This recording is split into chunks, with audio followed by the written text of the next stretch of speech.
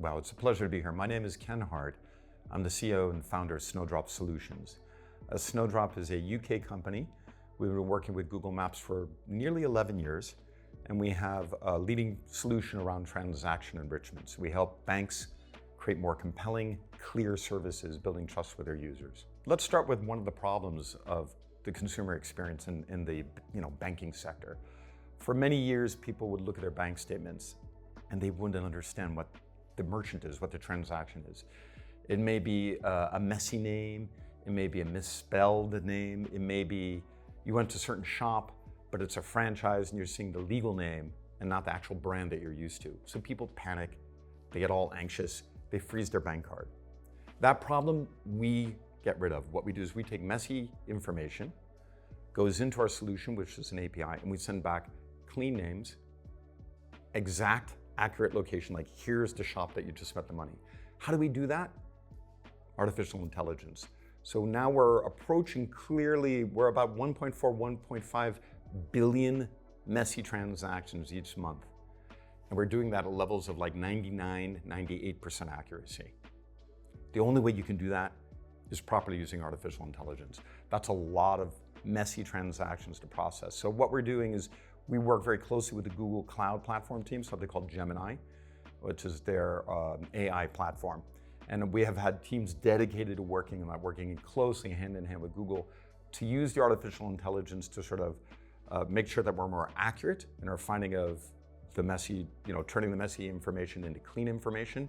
And then we use additional areas of AI to bring additional attributes. An example could say, yes, that's a restaurant, or that's this restaurant. It's an Italian restaurant. That's romantic.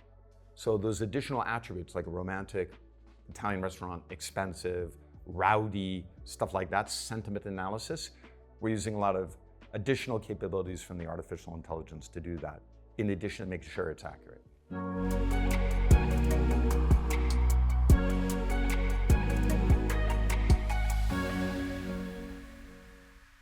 So I'm Waleran Guinard. I'm working in BNP Paribas, and I've been working in BNP Paribas for the past 15 years. The enrichment of data is one key enabled solution. Let's be frank, currently, the way that the merchant was being put at the customer eyes in terms of statement was not the best one. You've got some experience of clients that don't even know what exactly the purchase, the line of the statement is meaning to them, because they forgot that 2 weeks ago, 3 weeks ago, they did this particular purchase at this particular shop, and they're getting lost. And we get quite a few calls regarding dispute because of that. And those disputes, there are lack of energy both from the client and from for the bank also, because they lose the energy to answer to this particular client is for that. Let me give you an example. In the French market, for instance, you've got a lot of merchants that are what we call franchise merchant, which means that instead of putting the brand directly into the name of the transaction, of the merchant name, which is what we display in the statement currently, they do put the name of the society that is behind this bank. Like for instance, if you go to a restaurant and 2 weeks after, when you look at a transaction of 128 euro of SRL Delcourt, you don't recall that it's because you went to this particular restaurant, okay? So to avoid that, the merchant enrichment is the key answer to that. Because like that, instead of putting SRL Delcourt, you put the right name of the restaurant himself. Instead of putting only a line, you put the logo next to it. Instead of putting only a merchant name that is not totally understandable, you put that. But you go much deeper into that. For me, the merchant enrichment is not just about changing the merchant renaming. For me, the merchant enrichment is about providing some data that will make the client very convenient and very fluid into the usage of this digital app, of this digital environment. Meaning, for instance, when we look at merchant enrichment into BNP Paribas, we of course do the renaming of the merchant, but we do also put the Google map of where is this merchant particularly located. We do also put the opinions of the clients that has been already into this merchant.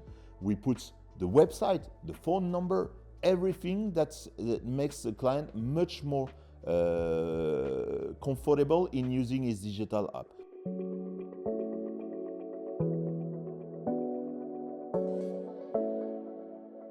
Hello, my name is Alexey Gabsatarov. I'm Chief Technology Officer at Kroo Bank.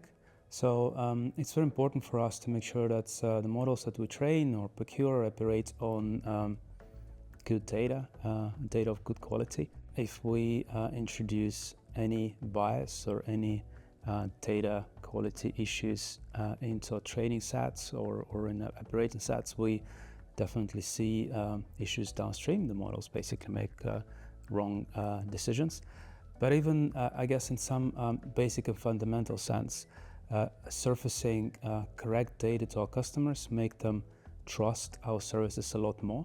So good quality of data is essential for building and maintaining this trust. So for example, we've partnered with a company called Snowdrop in enriching our card transaction merchant data, which we've launched a year ago. So we've seen an increase of 15% engagement of our customers with that data. So clearly people like to see the data that's accurate, and we've demonstrated it ourselves. Also, we've seen a reduction of complaints and customer support queries with regards to data being wrong. So it's quite concerning when you look at your banking app and you see a spend that you haven't done. So people do tend to follow up with us, and reducing those sort of inaccuracies, it's definitely helped us to reduce the number of complaints, but ultimately improve the user experience for our customers. You're removing anxiety for your users.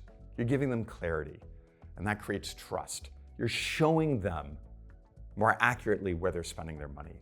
So not only are they panicking less and calling your customer service team less, but now they're in a better emotive state to do more things with you as a bank. So the second thing that we're doing is saying, hey, looks like you're traveling abroad. Would you like to have these features from your bank to help you when you're traveling abroad? Maybe it's a multi-currency account. Maybe it's a loyalty program for certain restaurants or bars or hotels when you're abroad. So these are additional services. Once you've built that compelling clarity and that trust, then you're opening up the user base to do more things with you, deepen your engagement, and take more products and services from you. When we try to partner also with the fintech environment, what we try to do is to build a storyline of new features that we will be able to develop. When we started working on merchant renaming, it was only about merchant renaming. Then we, with our partners, decided to move only from merchant renaming to merchant enrichment, which is, I explained, much stronger than only merchant renaming. It comes with content, it comes with opinion, it comes with Google Maps and so on. We all had this experience of visiting a city, going to a restaurant. We really liked it, we found it was great. 1 year after, we go back to this city and we think, what is this restaurant that I went to? And we cannot recall what was the restaurant. And through little AI that these partners provide us, through a chatbot, we'll be able to question directly into our digital environment in the coming months, which restaurant did I go to London 1 year ago? And then all of a sudden, the app will display an answer providing us, you went to this particular restaurant where you did really like it. Here is this phone, here's this website, would you like to contact them again? This is what we're looking at when it comes to merchant enrichment. Let me give you an example. I want to see how many spending did I do for this particular merchant. Currently, when you look at the statement of a bank, it takes you hours to build such an answer. You will have to stabilo your bank statement to be able to figure out how much did I do spending. When it comes to merchant enrichment and the next step of merchant enrichment, when we'll add this AI to this merchant enrichment, you will be able to ask, how much did I spend to Amazon during February month? for this particular year. And then you will get the answer. You will get the right answer that will enable you, again, to connect more and more and to find more and more value into our digital environment. A general problem with large language model, right, is that they're large. So they're quite generic and been trained on huge amounts of data. And like sometimes using a large language model is like interviewing someone who is very smart but who's not a specialist in the role, right? So they'll talk around the topic, right? So they'll make the answer plausible but ultimately incorrect. Training a specialist LLM kind of to a large degree counters this problem with not exposing models to that irrelevant data and only train them on the data that you need. So if you, for example, need to, if you're trying to get the model to output the correct business name for the UK firm, you just need to train it on what the correct business names are. Well, one of the big problems of AI is what they call hallucinations. I don't know if you're familiar with the term. A typical hallucination that we worked on in the travel space, or worked to avoid in the travel space, would say, I'm coming to London, what should I do? And I would say, you should go to James Bond's house and go visit Mary Poppins when you're not, which are all fictional characters, by the way, right? But they're so popular, there's so much data out there that a hallucination could say they give you something that's not real. They suggest something that's not correct.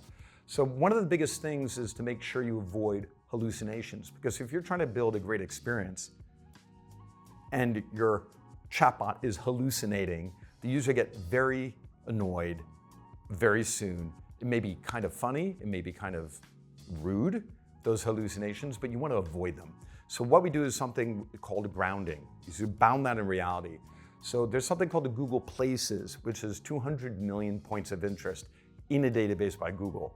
So rather than say the Willy Wonka chocolate factory, which is, theoretically a great place to visit, maybe there's an amusement park ride somewhere that has that, but it doesn't exist, right, in Google Places. We use some of the power of Places and other real technology, real transactions, to actually eliminate hallucinations. So we have a confidence score when we give something back and say, this is a real place. It's been vetted through a number of things. That's one of the biggest problems in artificial intelligence today. And I'm talking a very specific, really specific use case, right? Making sure people understand their transactions. What we do as a team is we work to develop our own things that are very specific in nature, just doing that specific problem, transaction enrichment. So what we don't work on is like general use of AI across the banking sector. We're pretty good at figuring out how to use it as a specific task. We've created a very specific tool to do specific things that's grounded to avoid hallucinations using Google Places. We're very good at figuring out what is the merchant, even if it's a bit of messy transaction. And then we're very good using the AI from Google, getting more information around that transaction. And that's our mission. We don't know anything but the users. So if you went to Starbucks, or I went to Starbucks, or Mary or Peter, we don't know. We just can tell you everything about that Starbucks. We could tell you things about the neighborhood that Starbucks is located in. So all the additional categorization and attributes around the given merchant, that's where we spend our time in focusing. We give that information as enriched data back to the bank, or it could be a travel company for embedded finance or whatever it is, and then we help with best practices create that great user experience. We're very much Bruce Lee, right? We do one thing unbelievably well, and we still have lots of room for improvement, right? But if you think of just in the last 6 months, we've tripled the number of transactions alone that we're managing, and we're still maintaining those high accuracy rates. So our job is just be the best in advanced transaction enrichment.